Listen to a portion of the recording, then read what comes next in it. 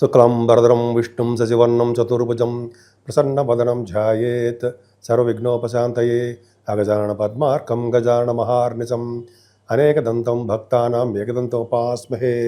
ఓం గం గణపతయే నమః. ఓం శ్రీమాత్రే నమః. ఓం శ్రీ గురుభ్యో నమః. ఈ టీవీని వీక్షిస్తున్నటువంటి ప్రేక్షకులందరికీ కూడా పేరు పేరున నా హృదయపూర్వక నమస్కారాలు. ఇప్పుడు మనం జూన్ 1వ తారీఖు నుంచి జూన్ 30వ తారీఖు వరకు కూడా ఈ 12 రాశుల వారికి ఎలా ఉండబోతుందో తెలుసుకుందాం. దానికంటే ముందర నా పేరు వాడరేవు ఆదినారాయణరావు శర్మ. 7075389589 7075389589. మీ జాతకాలు చూపించుకోవాలనుకున్నా, అదే ఏదైనా ముహూర్తాలు పెట్టించుకోవాలనుకున్నా మా ఆది ఆస్ట్రాలజీకి ఫోన్ చేయండి. నేను తప్పకుండా నేనే లిఫ్ట్ చేస్తాను ఫోను. ఒకవేళ ఇలా షూట్స్లో ఉన్నప్పుడు, అదే జాతకాలు చెప్తున్నప్పుడు నేను లిఫ్ట్ చేయలేకపోవచ్చు, వాట్సాప్ మెసేజ్ పెడితే తప్పకుండా నేను మీకు రెస్పాండ్ అవుతాను. సో తప్పకుండా మీకు రెస్పాండ్ అవ్వడమే కాకుండా మీకు జవాబులు కూడా చెప్తూ ఉంటాను. మీకు ప్రాబ్లమ్స్ ఉంటే చెప్తూ ఉంటాను. కర్కాటక రాశి వారికి కుజబుధులు మీ రాశిలో ఉండడం వల్ల సర్వదా శ్రేష్టమే. ఇద్దరు కూడా కుజుడు మీకు నీచ స్థితిలో ఉంటాడు. కుజుడు నీచ స్థితిలో ఉండము, రాహుకేతుల మధ్యలో ఉండిపోవడం వల్ల కొద్దిగా ఈ ముగ్గురు ప్లానెట్స్ కూడా మీకు అద్భుతమైన ఫలితాలు మాత్రం ఇవ్వరండి. కానీ కుజబుధుల వలన బుధుడు కూడా పక్కన ఉండడం వల్ల 23rd ఆఫ్ ది జూన్లో ఉండడం వల్ల కొద్దిగా మీ రాశి వాళ్ళకి 23వ తారీఖు నుంచి కొద్దిగా గొప్ప బాగుంటుంది. బాగుండడం అంటే మీకు డాక్టర్స్ వృత్తిలో ఉన్నవారు కానీ, మంచి బాగా మేధస్సు కలవారు కానీ, మీరు మేధస్సు కలవారు, మీరు పైగా ఎదుటి వాళ్ళకి హెల్ప్ చేసే తత్వంలో ఉన్నవారు, చాలా అద్భుతమైన ఫలితాలు మీకు బాగా ఉన్నాయి. భయపడాల్సిన అవసరం లేదు. తెలియగలవారు ఎక్కువగా ప్రజాసేవ చేసుకుంటూ ఉంటారు. అంతేకాదండి, కుజుడితో కలిసిన కేతు ఉన్నాడు సార్ ద్వితీయ భావంలో, మీకు బాగా ధనప్రాప్తి కలగడానికి అవకాశం ఉంది. చదువులో చిన్న చిన్న ఆటంకాలు వస్తాయి, కానీ ధనప్రాప్తి ధనం మాత్రం శుభ్రంగా బాగా మీకు వస్తుంది. కుటుంబంలో కూడా మంచి పేరు ప్రఖ్యాతులు తెచ్చుకుంటారు మీరు. అద్భుతం. అలాగే ముఖవర్చస్సు చాలా చాలా బాగా పెరుగుతుంటాయి. మీకు కంఠధ్వని కూడా పెరగడము, ముఖవర్చస్సు పెరగడము, అన్నింటిలో రాణించడము. కాకపోతే అంటే మీ చెల్లెళ్ళకో తమ్ముళ్ళకో కొద్దిగా చిన్న చిన్న ప్రాబ్లమ్స్ వస్తుంటాయి, హెల్త్ ఇష్యూస్ రావడానికి అవకాశం ఉంది. అయితే మీరు ప్రయాణాలు చేస్తున్నప్పుడు కొద్దిగా ఆలస్యం అయిపోవడము జరుగుతూ ఉంటుంది, చికాకులు కోపాలు జరుగుతుంటాయి. కానీ మీ చదువు విషయంలో చెప్తారా, చదువు విషయాలు అంటారా, చదువు అద్భుతమైన చదువు వస్తుంది.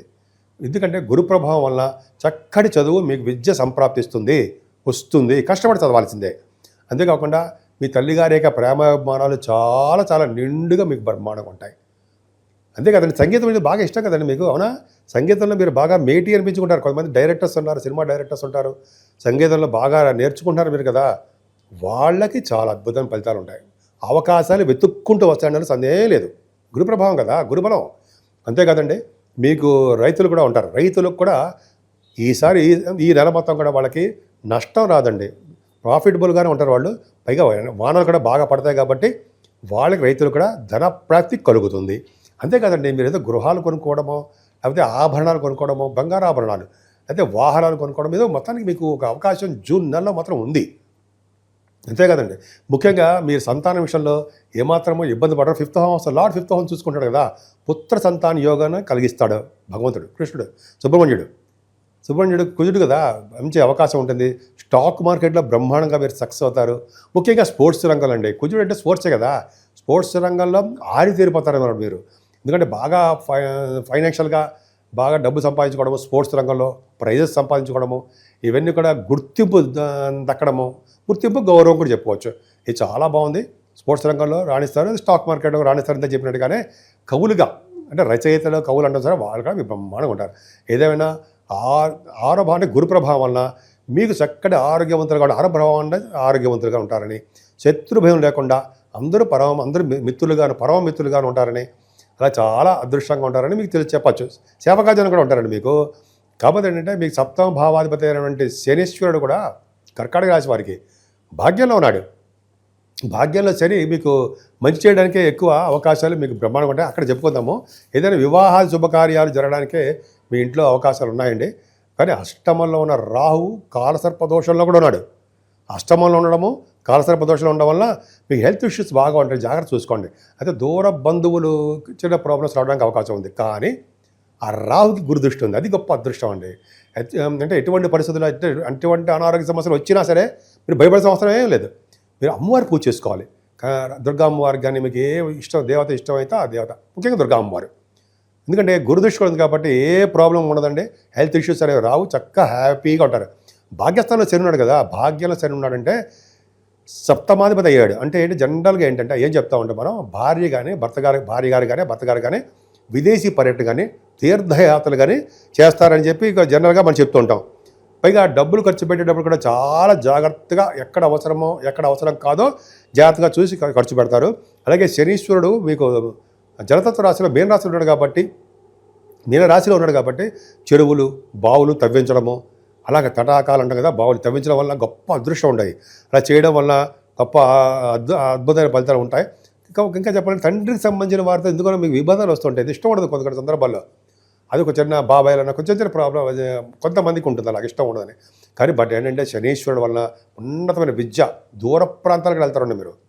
ఉన్నతమైన విద్య దూర ప్రాంతాలకు వెళ్ళడము, ముఖ్యంగా శనీశ్వరుడు భాగ్యంలో శని తీర్థయాత్రలు చేయిస్తాడు. కాశీ వంటి క్షేత్ర దర్శనాలు, శివుడి యొక్క దర్శనాలు, వెంకటేశ్వర స్వామి వారి యొక్క దర్శనాలు కూడా ఖచ్చితంగా చేయించేస్తాడు ఆయన శనీశ్వరుడు. అంతేకాకుండా దశమంలో శుక్రుడు ఎంత బాగుందండి. దశమ శుక్రుడు అంటే సినిమా రంగం వారికి చాలా బాగుంటుంది, వాళ్ళకి చాలా బాగుంటుంది. అలాగే దశమ శుక్రుడు వల్ల ప్రైవేట్ రంగ సంస్థలో ఉన్న వారికి, అలాగే సాఫ్ట్వేర్ రంగ ఉద్యోగస్తులకి, వ్యాపారస్తులందరికీ కూడా చాలా బ్యూటిఫుల్గా ఉంటుంది. ఇంకా చెప్పాలంటే ఏముందంటే రవిబుధులు లాభస్థానం లేరా, లాభస్థానం ద్వితీయాధిపతి 12th house మీకు లాభస్థానంలో ఉన్నటువంటి రవిబుధులు బ్యూటిఫుల్గా ఉన్నారండి. అంటే నేను వేదశాస్త్రాల్లోనూ బాగా అభ్యున్నతి ఉంటుంది. అంతేకాకుండా మీరు ఫైనాన్స్ అండ్ అకౌంట్స్ సంబంధించిన విద్యలోనూ, ఫైనాన్స్ రంగంలోనూ మీరు బాగా రాణిస్తారు. వ్యాపారాభివృద్ధి చాలా బాగుంటుంది. సినిమా రంగంలో కానీ ఏ వ్యాపారం చేసినా ఆ వ్యాపారంలో బాగా డబ్బులు సంపాదించుకుంటారు. అంతేకా కర్కాటక రాశి వారికి గురుడు 12వ భావంలో ఉన్నాడు కదండి. శనీశ్వరుడు ఏమో 9లోను, గురుడు 12వ భావంలో ఉంటే ఏం చెప్పుకుంటాం మనం, ఫారిన్ యోగం ఎట్టి చూసినా మీకు ఫారిన్ యోగం తప్పట్లేదు. అంటే మీ జాతకాల రీత్యా చూసుకోండి ఒకసారి కాంబినేషన్స్, ఖచ్చితంగా మీరు ఫారిన్ యోగం వెళ్తారు ఉంటుంది, విద్య రీత్యా వెళ్తారు. అది 12వ భావంలో రవిబుధులు కూడా ఉన్నారు కదా. రవిబుధులు ఉండడం వల్ల ఏమవుతుందంటే మీకు బాగా దేవుడి దర్శనాలు, దైవ దర్శనాలు ఉన్నాం కదా, అవి పూజలు, అలాగే టెంపుల్స్ చూడాలు, ఇలాగా ధ్వజస్తంభాలు, ఇవన్నీ కూడా నాట్యంచడాలు పెట్టడాలు, బాగా డబ్బు ఖర్చు పెట్టేస్తుంటారు. ధనం అన్నదానానికి, ఇలాగ దైవ దర్శనకి బాగా జరుగుతుంది. అంతేకాకుండా డబ్బులు ఖర్చు పెట్టడం ఎంత తెలుసో డబ్బులు నిల్వ చేయడం కూడా తెలుసు మీకు. ఖచ్చితంగా కర్కాటక రాశి వాళ్ళకి అంతే, చాలా తెలియని వాళ్ళు, జ్ఞాపశక్తి ఎక్కువ, అంత అద్భుతమైన ఫలితాలు ఉండి తీరతాయని సందేహలేదు. 12వ భావంలో రవి బుధ గురులు అంటే డాక్టర్స్ కూడా చాలా బాగుంటుంది కదండి. ఎక్స్పెన్సివ్గా ఉంటుంది కానీ అద్భుతంగా ఫలితాలు బ్రహ్మాండంగా ఉంటాయి. రవిబుధులు కారణం ఏంటంటే రవిబుధులు 12వ భావంలో మిథున రాశిలో ఉన్నారంటే వాళ్ళ అర్థం ఏంటంటే తెలివైన వారని, జ్ఞాన సంపద కలవారని, అంతేకాకుండా మ్యాథమెటిషియన్స్ను, గణిత శాస్త్రజ్ఞులు గాను, ఆడిటర్స్ గాను, అంతేకాకుండా డాక్టర్స్, వీళ్ళందరూ కాంబినేషన్ ఇవే చూస్తాం కదా. 12వ భావంలో ఉండడం వల్ల ఎక్కువ డబ్బులు ఖర్చు పెడుతుంటారు, ఫారిన్ వెళ్తుంటారు. సో ఈ విధంగా మీకు ఒక అద్భుతమైన ఫలితాలు ఉన్నాయి. ముఖ్యంగా కాలసర్పదోషంలో రాహుకేతులు ఉండడం వలన మీరు మన కాళహస్తి అంటాం చూసారా, కాళహస్తి వెళ్ళడము, రాహుకేతులు పూజ చేయించుకోవడము. అయితే మనం దూరం వెళ్ళాం, నేనైతే వెళ్ళాను. బట్ ఏం చేద్దాం, మన ఊళ్ళోనే రాహుకేతు సంబంధించిన పూజలు ఖచ్చితంగా చేయించుకోవాలండి. అంతేకాకుండా కర్కాటక రాశి వాళ్ళకి రాహు ప్రభావం ఎక్కువ ఉంది కాబట్టి అమ్మవారి పూజలు కూడా బాగా మీరు చేసుకోవడం వల్ల ఒక అద్భుతమైన ఫలితాలు ఉంటాయి. పైగా 14వ తారీఖున సంకటహర చతుర్థి వినాయకుడు పూజ చేసుకోవడం వల్ల, సుబ్రహ్మణ్యేశ్వర స్వామి ఆరాధన చేసుకోవడం వల్ల మంచి ఫలితాలు ఉండి తీరుతాయి. జూన్ నెల మొత్తం కూడా 3 గ్రహాల ప్రభావం ఉంది. ఒకటి శనీశ్వరుడు ప్రభావం మీనరాశిలో ఉండడం, నీటి వలన గండాలు, అలాగే ఫైర్ సంబంధించిన వ్యవహారాలు ఉండము, పిడుగుల వలన గండాలు ఉంటాయి. అలాగే రాహుకేతుల మధ్యలో కాలసర్పదోషంలో ఉండిపోయాయి, సవ్యకాల సర్పదోషంలో ఉండిపోయాయి. అంటే ఈ 3 గ్రహాల మధ్యలో మిగతా గ్రహాలన్నీ కూడా ఉండిపోవడం వలన 12 రాశుల వాళ్ళకి అనుకున్నంత శుభఫలితాలు రాలేకపోతుంటాయి. కాబట్టి మనం రాహుకేతులకు సంబంధించినటువంటి పూజలు చేసుకోవడము, మెయిన్ కాళహస్తి వెళ్ళాలండి. వెళ్ళలేకపోతే మన ఊళ్ళోనే చేసుకుందాం రాహుకేతుల పూజలు. అమ్మవారు మెయిన్ కనకదుర్గ అమ్మవారిని పూజించిన వారికి, గణపతి ఆరాధన చేసేవారికి ఖచ్చితంగా రాహుకేతులలో వచ్చే దోషాలు తగ్గుతాయి. ముఖ్యంగా చాలామంది చెప్తారు కదా, కలియుగంలో అమ్మవారు గౌరీ అండ్ వినాయక, అంటే కలియుగంలో గౌరీదేవుని అంటే అమ్మవారిని, అలాగే వినాయకుడిని పూజించాలి అంటాం కదా. మనం ఖచ్చితంగా కలియుగంలో పూజించాల్సిందే. ఎంతమంది దేవుడిని పూజించినా సరే వినాయకుడిని, అమ్మవారిని పూజ చేయకపోతే ఆ ఫలితం ఉండదు కలియుగంలో. గుర్తుపెట్టుకోండి, నేను చెప్పేది కాదండి, శాస్త్రం చెప్తాను, అదొకటి చేయించాలి.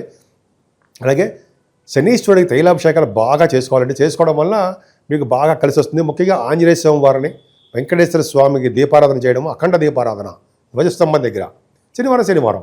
అలాగే శివుడికి అభిషేకాలు చేసుకుంటే సకల దోషాల పరిహారం అవుతాయి. ముఖ్యంగా 14వ తారీఖుని సంకటహర చతుర్థి అని వస్తుంది. ఆ రోజుని వినాయకుడిని గరిగితో పూజించిన వారికి సకల శుభాలు, 12 రాసుల వారికి కూడా శుభాలు జరుగుతాయి. అంతేకాదండి 23వ తారీఖున మాస శివరాత్రి ప్రదోష కాలంలో, అంటే ఈవినింగ్ టైంలో స్వామివారికి అభిషేకాలు చేయించుకున్నా, అది పూజ చేయించుకున్నా మీ గోత్రనామాలతోటి 12 రాసుల వాళ్ళకి శుభఫలితాలే దక్కుతాయి. అంతేకాకుండా 30వ తారీఖు స్కంద పంచమి అని వస్తుందండి. అంతేకాకుండా ఈ నెల నుంచి గురుమూఢమి కూడా ఉంది. అది కొద్దిగా మంచి ముహూర్తాలు ఏమి ఉండవు. సరే, ముఖ్యం 30వ తారీఖు మాత్రం స్కంద పంచమి వస్తుంది కాబట్టి సుబ్రహ్మణ్యేశ్వర స్వామిని అత్యంత బాగా పూజించాలి కాబట్టి సుబ్రహ్మణ్య స్వామిని పూజ చేసుకుంటే మంచిది. సో ఈ విధంగా మీరు మీకు ఇష్టమైన దేవుడు ఎవరు అని ఉంటే ఆ దేవుడికి పూజించండి. మరింత శుభఫలితాలు వచ్చి తీర్థంలో ఏమాత్రం సందేహం లేదు. మీకు సంపూర్ణమైన ఆయురారోగ్యాలతో ఉండాలని, అష్టైశ్వర్యాలతో ఉండాలని నేను మనస్ఫూర్తిగా కోరుకుంటున్నాను.